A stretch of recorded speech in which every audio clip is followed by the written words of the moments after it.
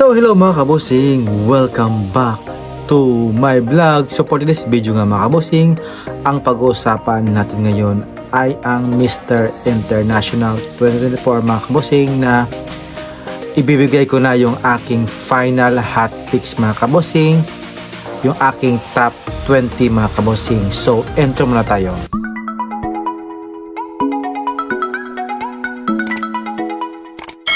Welcome back to my vlog mga kabosing. Ayan na nga mga kabosing, magbibigay pa ako ngayon ng aking final prediction for Mr. International 2024, na kung saan ginanap na nga yung preliminary competition mga kabosing. So doon po ako pumili sa kanilang preliminary competition kung sino talaga yung mag-stand out, at syempre yung nagbigay talaga na magandang laban mga kabosing, at yung pwede ko talagang ipasok sa top 20 mga kabosing. Pero ang higpit talaga ng laban mga kabosing, at saka masakit talaga sa ulo kung sino yung ilalagay ko sa top 20 mga kabosing.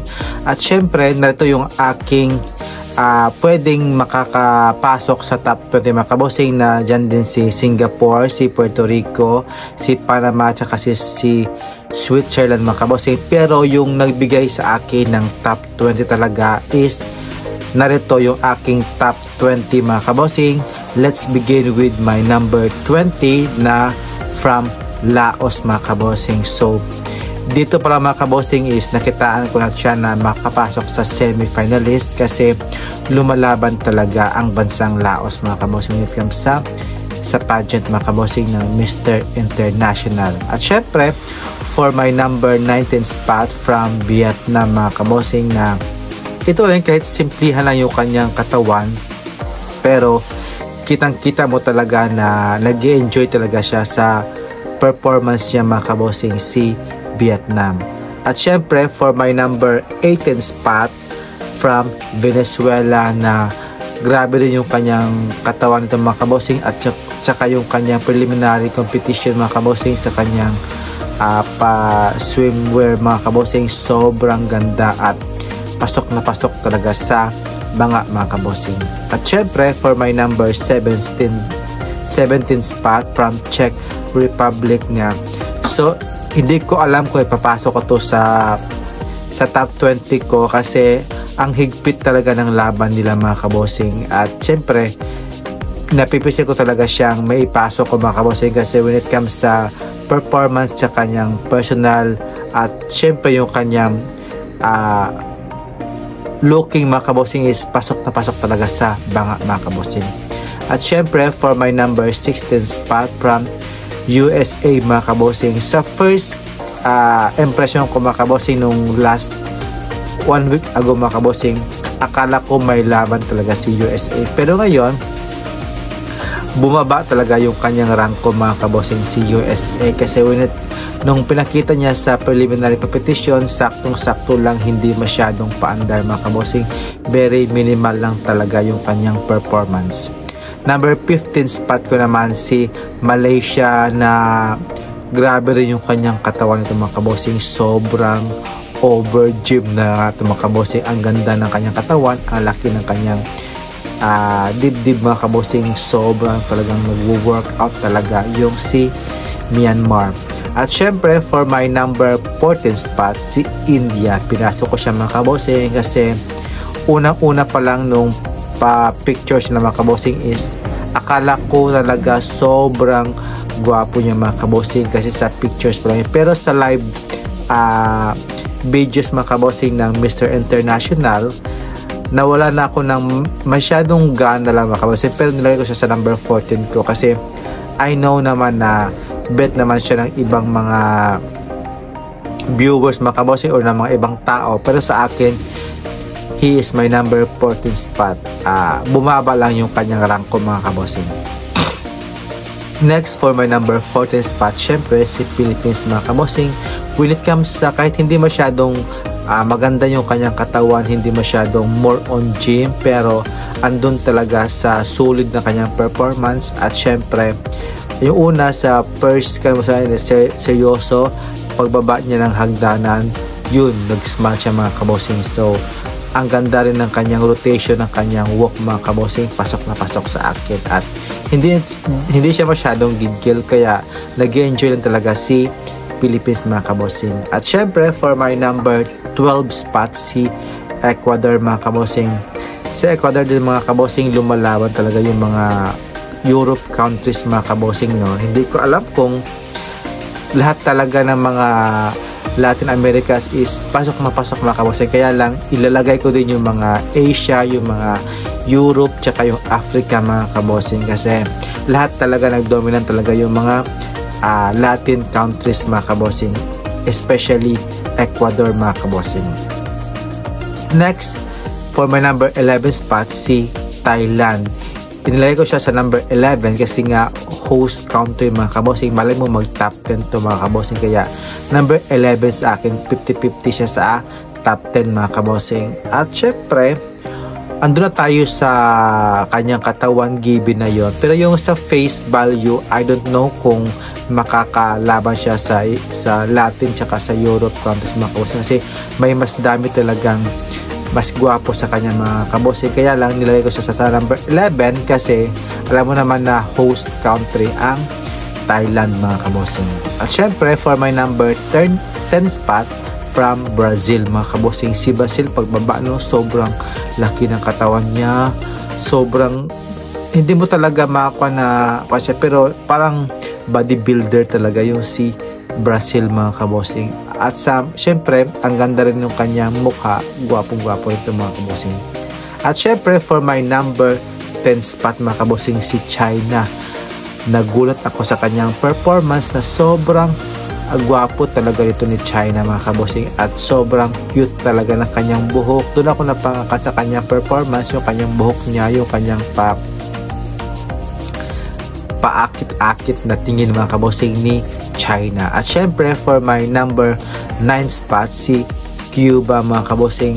Sobra talaga akong stress kung sino talaga yung ilalagay ko sa top 10 mga kabosing, pero I don't know kung pasok ba sa panlasa nyo si Cuba mga kabosing, but for me, pasok na pasok sa akin sa top 10. Pero pang number 8 siya sa akin mga kabosing, si Cuba. Next for my number 7 spot, si Netherlands mga kabosing. Twice kung pinanood yung preliminary competition ng kanilang swimwear mga kabosing, sa akin okay naman yung kanyang performance, kaya pang number 7 sa akin si Netherlands. Gwapo rin to, ganda ng katawan, lahat din pasok na pasok din sa akin. At syempre for my number 6 spot, si Spain mga kabosing. Si Spain, grabe rin yung kanyang body, kanyang performance niya mga kabosing, solid na mga kabosing. At wala akong masabi kay Spain kahit may negative ako na sinabi noon na may pagka-feminist siya.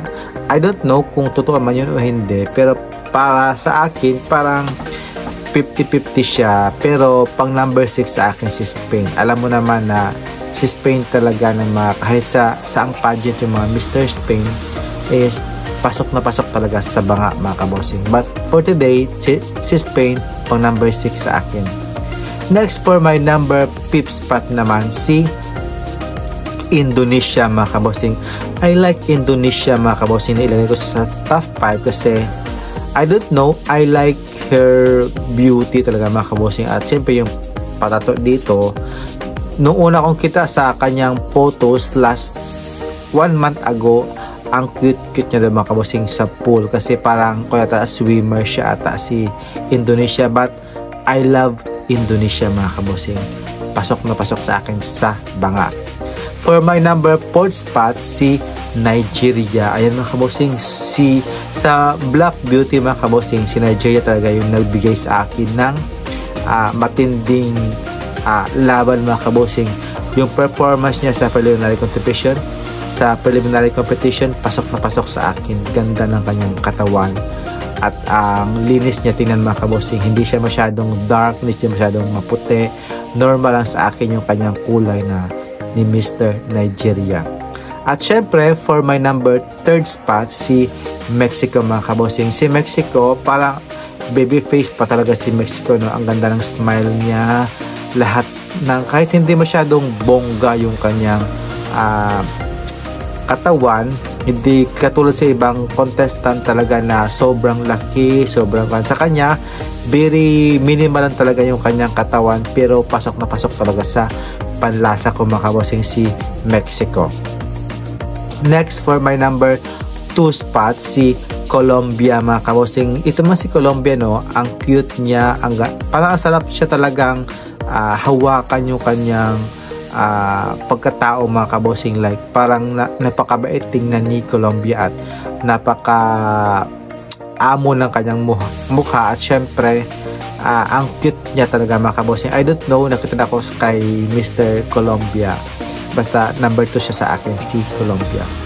Next for my number 1 spot talaga na nag-quote sa akin ng attention from first day to ngayon mga kabosing sa kanilang preliminary competition na si France mga kabosing. From first day to preliminary competition, gusto ko talaga si Mr. France mga kabosing na manalo. Bakit? Ang ganda ng kanyang face register sa camera, sa photos, sa videos din, kaya sa preliminary competition nila sa live doon mga kabosing. Sobrang gwapo talaga at nagmamatter talaga yung kanyang katawan sa kanyang personality mga kabosing, kaya ang lakas talaga ng laban ni France. Let's see sa finals kung magkakatotoo ba na siya yung manalo, at syempre kasama din si Colombia, si Mexico, Indonesia at Nigeria mga kabosing. Sila yung top 5 ko mga kabosing na pwedeng makakapasok sa top 5 mga kabosing. Let's see sa finals mga kabosing this December 14 na mga kabosing. Kaya maraming salamat sa aking panonood sa aking YouTube channel, and don't forget to like and subscribe mga kabosing, and thank you for watching mga kabosing. Kayo guys, sino yung gusto nyong makapasok sa top 20, top 10 or top 5 mga kabosing? Comments down below, and sawadee-kap, kapung-kap, and salam alaikum po dyan, and thank you for watching mga kabosing. Inantok na ako. Bye bye, keep safe po, subscribe. We are watching Mr. International sa the finals mga kabosing this December 14. So see ya, bye bye, keep safe po.